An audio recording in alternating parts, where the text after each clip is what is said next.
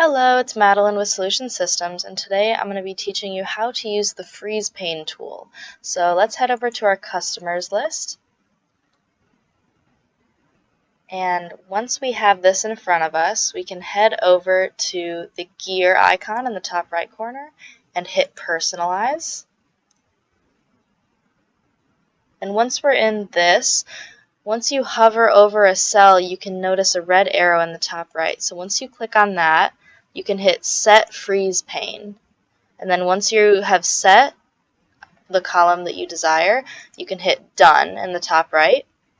And now if you notice when you use the scroll bar, the name will stay on the display as you continue on to the right side.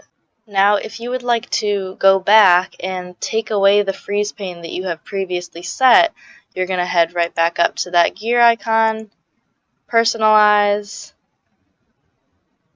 hover over that red arrow again, and select Clear Freeze Pane, and then hit Done. And now it should go back to how we had originally started with zero freeze painting. Thank you and have a great day.